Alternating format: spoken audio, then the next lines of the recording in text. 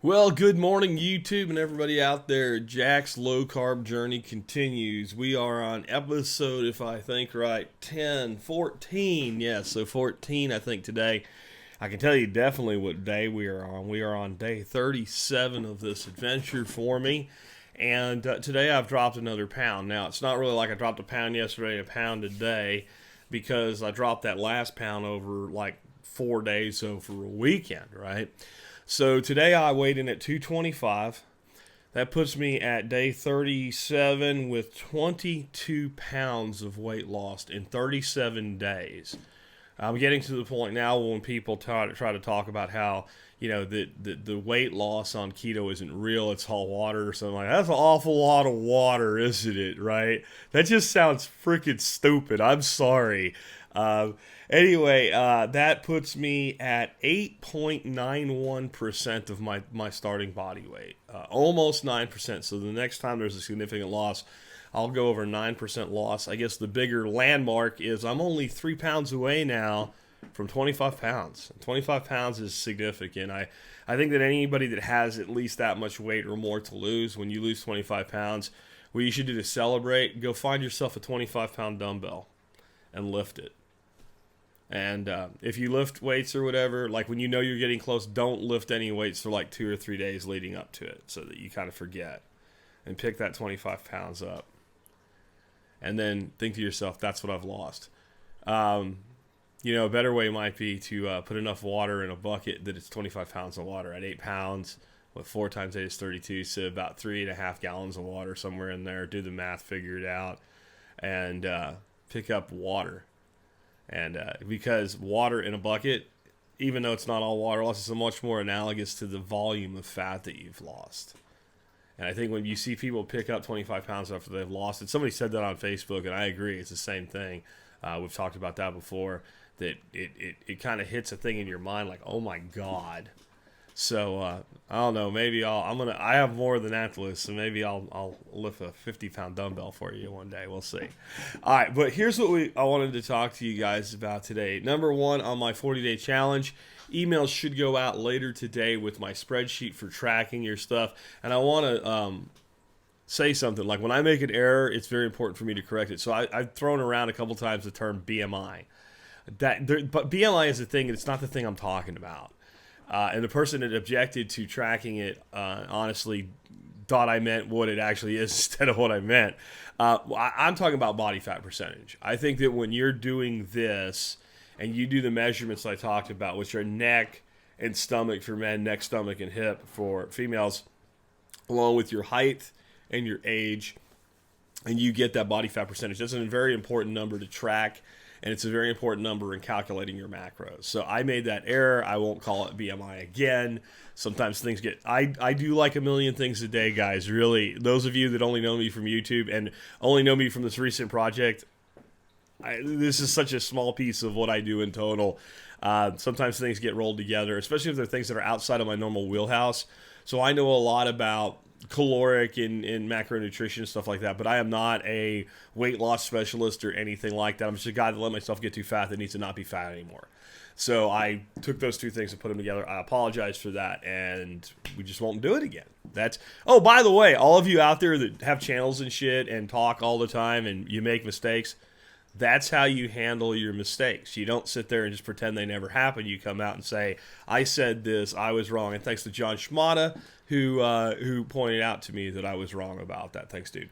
All right, so what is today's main subject? And it's, how do I not get bored on keto? And my initial response, being the smart ass that I am, is, how the fuck do you get bored on keto? Like, what is wrong with you? Like, so because you gave up pasta, rice, bread, those are your big things. Maybe tortillas you don't count as bread, but they're bread, right? And chips, right? And potatoes. Because you gave up those things.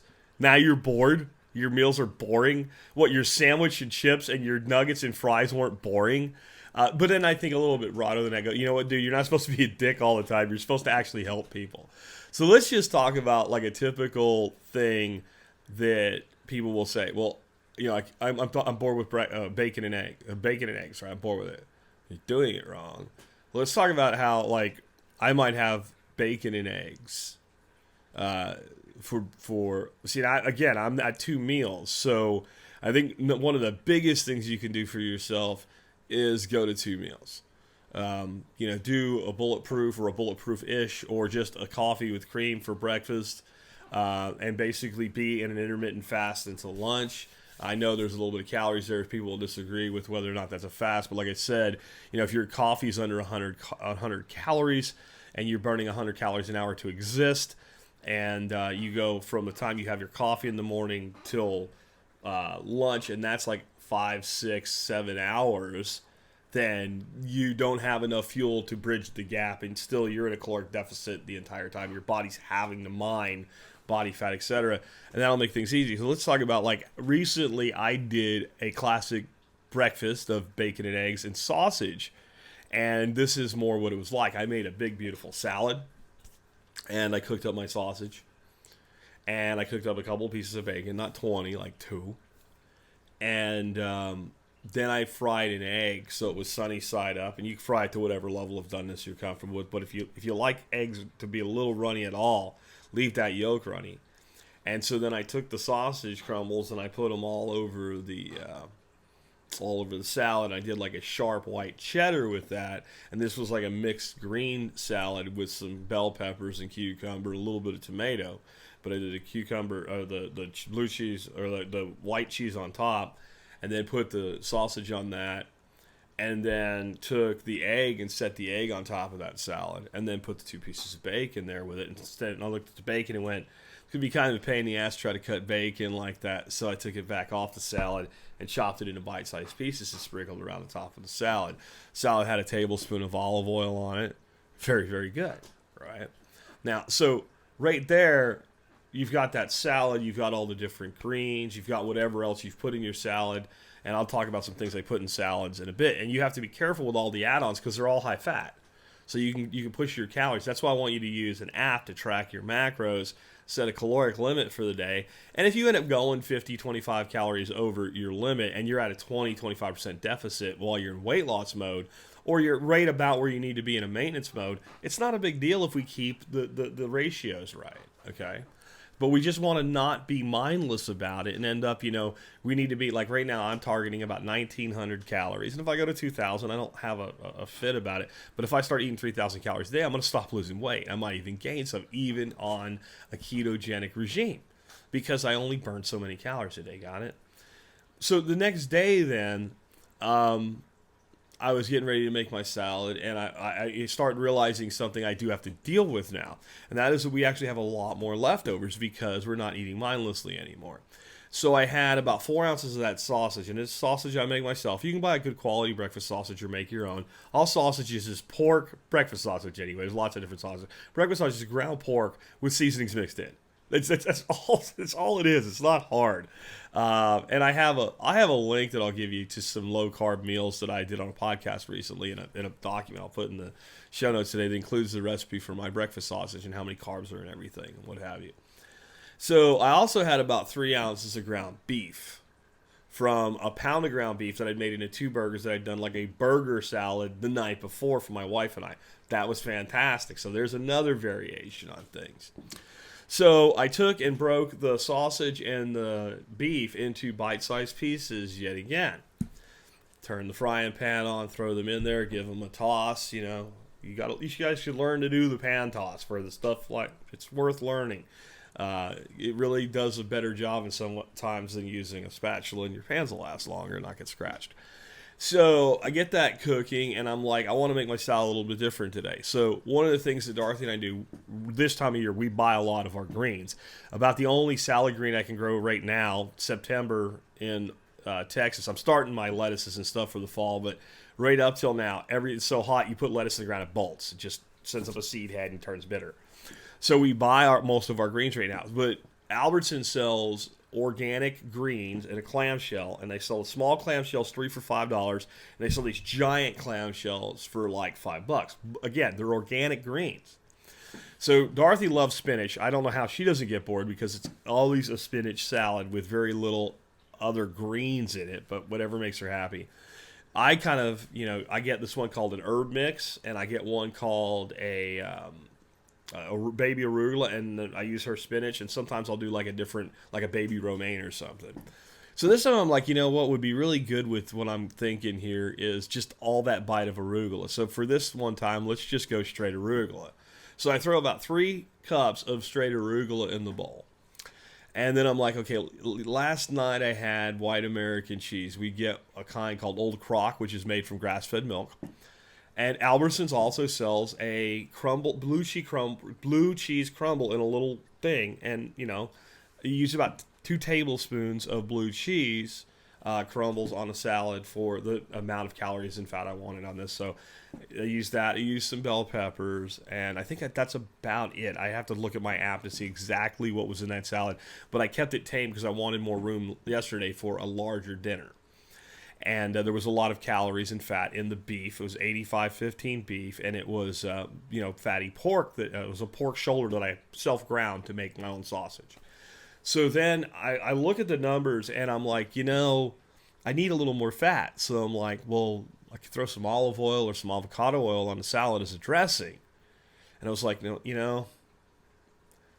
I do that, again, all the time. We don't want to get bored, so we think about variations.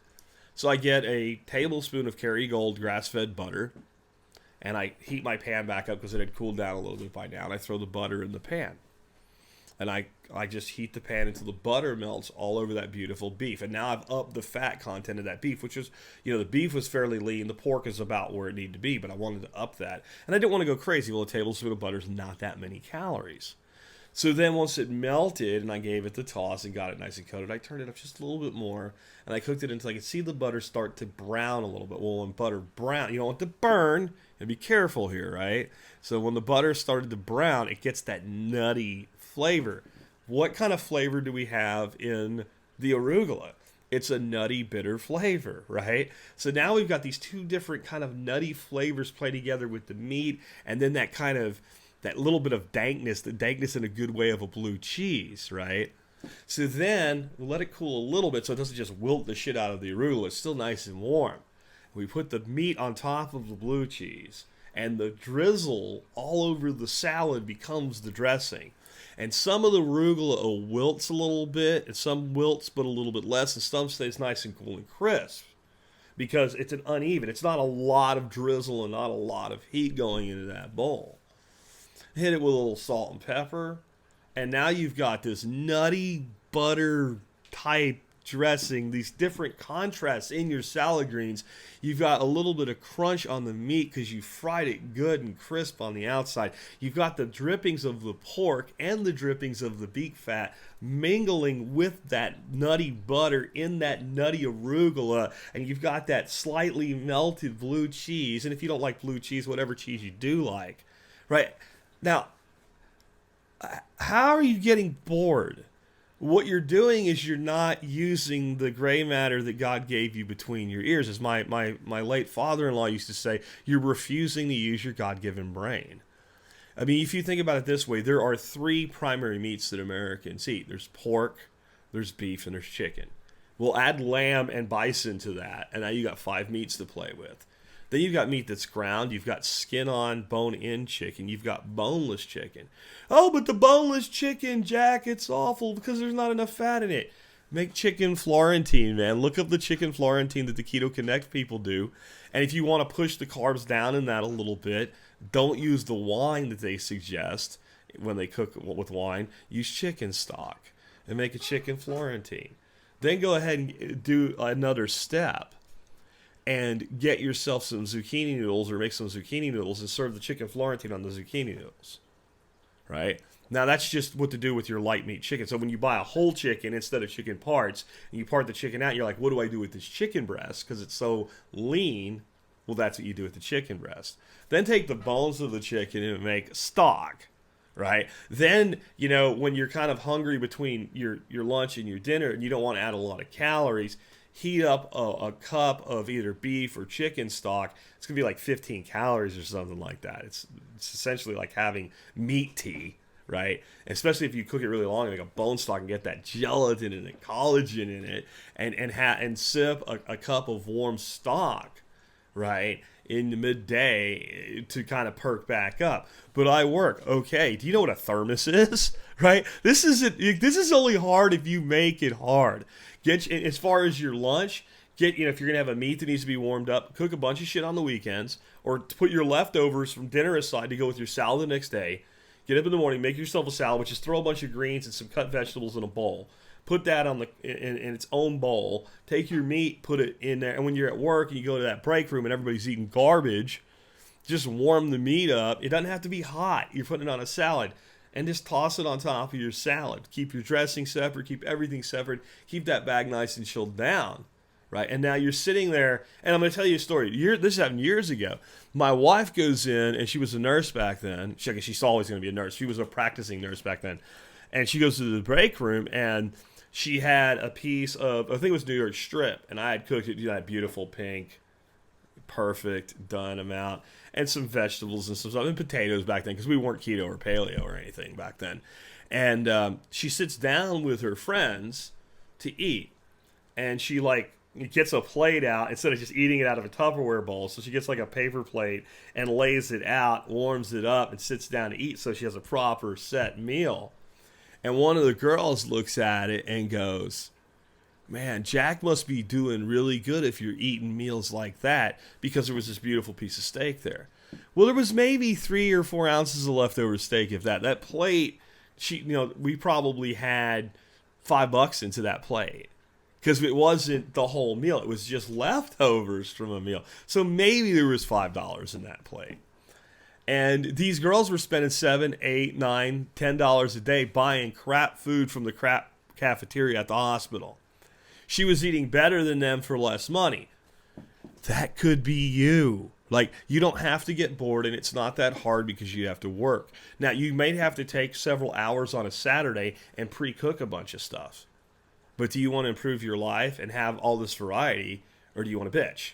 That's the place you're at. So my one caution for you guys is be careful with the 0-calorie tortillas and bread and all that stuff, especially early on. I have a great recipe from an Indian gal on 0-carb tortillas. I'll put that in here as well. It basically uses psyllium husk and coconut powder. But I'll tell you, her numbers are wrong. It's more like 2.25 calories per tortilla, and I use a tortilla press because when I tried to roll it out between 2 pieces of thing like she did with a rolling pin, mine looked like something an autistic chimpanzee made. I couldn't do it. It was all different shapes, and I did it 5 times, and I ordered a tortilla press. But we use, now there's the dogs going off, the wife's home with the grandkid, but we use those tortillas maybe for 1 meal a week, and I make 6 as a batch, so we might end up using them for a meal. And then maybe we'll get 1 to go with a stew or something, the next day, and then maybe 1 toward the end of the week. So we might use 6 tortillas for the whole week, even though they're low carb, because it's so tempting to overeat once you get into something like that. It's too close to what you used to do. But there's a lot of cool things, and I'll talk about some ways to dress up your salads tomorrow and add variety to them, because otherwise it'll be too long today.